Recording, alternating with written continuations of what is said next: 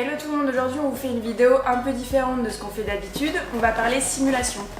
C'est vrai qu'on a publié pas mal de vidéos récemment sur le sujet, car on a reçu des super volants. Moi c'est un outil que j'utilise assez souvent parce que j'ai la saison qui va reprendre, j'ai besoin d'apprendre les circuits, découvrir pourquoi pas les voitures, faire 2-3 réglages. Donc le but aujourd'hui ça va être pour ceux qui veulent se lancer dans la simulation chez eux, de découvrir cet univers, quel volant, quel siège, quel ordinateur, voilà, une espèce de starter pack de la simulation chez soi, donc on espère que ça va vous plaire. Donc pour cette configuration, j'ai un Thrustmaster TS-XW, celui avec lequel je m'entraîne, c'est un super volant qu'ils ont fait en collaboration avec Sparco. Mais pour débuter, on va pas parler de celui-là, on reviendra dessus après. On va commencer avec le T150, toujours de chez Thrustmaster, qui est un peu leur volant, pas entrée de gamme parce qu'ils en ont avant, mais en termes de retour de force et dans les volants qui commencent à être intéressants, c'est vraiment des premiers prix et on va débuter par des petits tours au Paul Ricard sur Assetto Corsa et essayer de comparer, voir ce qu'on peut avoir comme différence entre deux volants. Il faut savoir que celui-là, il est vendu aux alentours de, sur certains sites, entre 150 et 200 euros, ça pareil on vous laisse regarder. Donc pas vraiment besoin d'en acheter d'occasion, vous pouvez directement l'acheter neuf, c'est mieux, en plus vous avez une garantie. Et alors que celui-là, on est plus aux alentours on est au-delà des 500 euros, donc entre 500 et 600 euros. Donc c'est vraiment un investissement plus costaud. Si jamais vous voulez passer à ce type de volant, je vous conseille d'abord, moi j'ai passé plus de 8 ans sur une autre marque qui est Logitech, qui aujourd'hui sont des volants un peu dépassés malheureusement, mais qui à l'époque était vraiment une référence. Et j'ai passé des années à m'entraîner sur des volants donc plus simples que ceux-là, et ça m'allait très bien. Donc pour débuter, on va essayer celui-là, on va voir ce que ça donne, et on fera le comparatif à la fin. Allez, c'est parti, on Paul Ricard.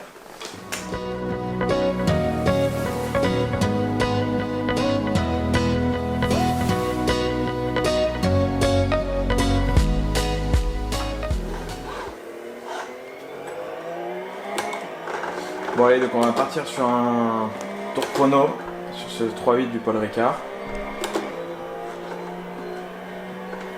On s'y fait assez bien, hein, ce petit T150.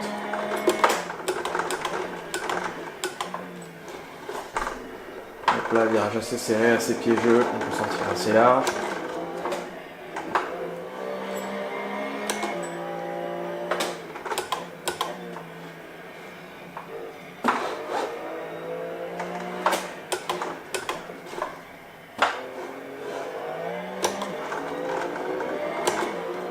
Allez, on se concentre pour un deuxième tour.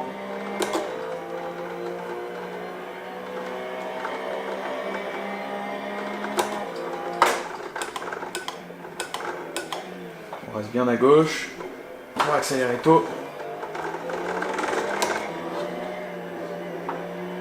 Hop là, on essaie de pas trop se faire jeter à la sortie.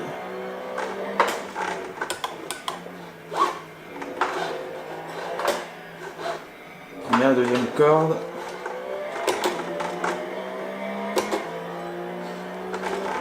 Il est assez précis, hein, ce volant, il est petit, mais on l'a bien en main, il y a un peu de grip là sur les côtés. Il est assez plaisant, je dois dire. Voilà, dans le signe, on essaye de tenir. Hop là. Ça c'est que c'est une voiture qui n'a pas beaucoup d'aéro. Il faut vraiment essayer de la tenir au frein et sur le grip mécanique. On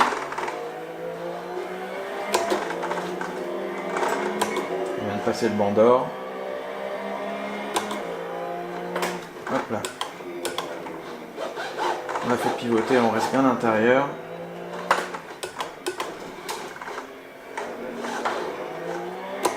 Bon, normalement celui-là on peut pas le prendre en vrai, hein, mais... Donc on fait un chrono en 1:29.6. 1:29.6. On va essayer de garder pour comparer avec l'autre. Moi je débute, donc j'essaie de faire ce que je peux.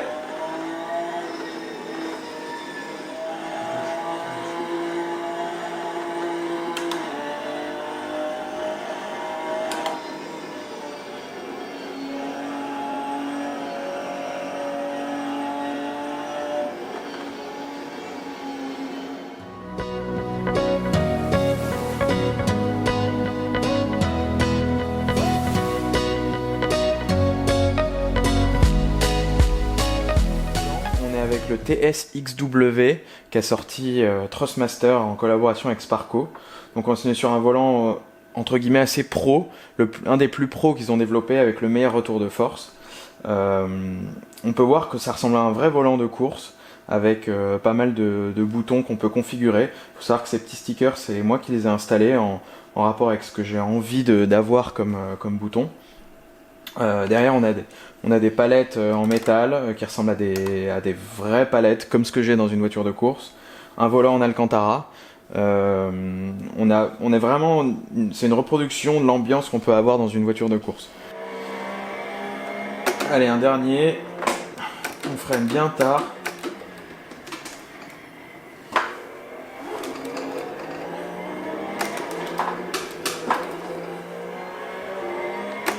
On freine bien tard, on vient se repositionner.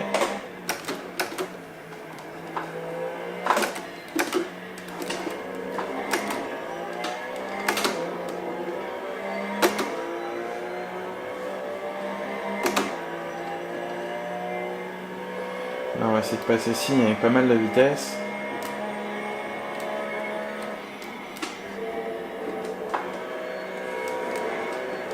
C'est pas trop mal. On sent que la caisse vient de l'arrière. Ici, bien choper la corde.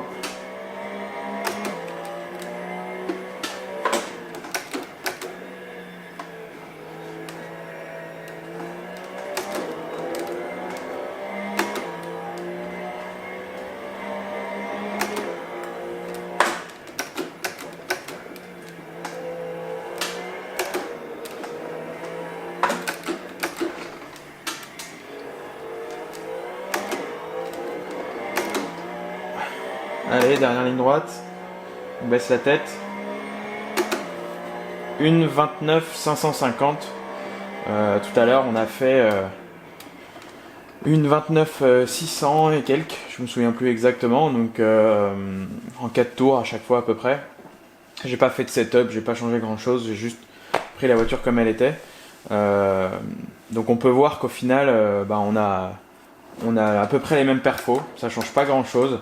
C'est juste le feeling après du volant, le ressenti et aussi le plaisir de conduite qui va changer entre les deux volants, mais on est assez similaires. En tout cas, l'un des deux volants ne va pas plus vite que l'autre. On est vraiment sur les mêmes performances. Après, c'est à vous de faire la différence. Bon, à mon tour maintenant d'essayer ce volant. On va voir ce que ça donne. Je vous promets rien. Je l'ai jamais essayé pour le moment. Déjà, on va voir s'il m'emmène un peu plus comme le dit Valentin. Et déjà, je sens qu'il y a beaucoup plus de résistance. C'est pas du tout la même chose. Je vais devoir me battre avec, je crois. Alors. Ok, j'essaie de m'appliquer.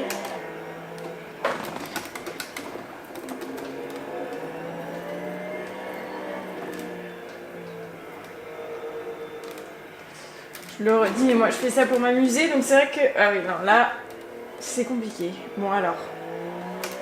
J'essaye de faire bien.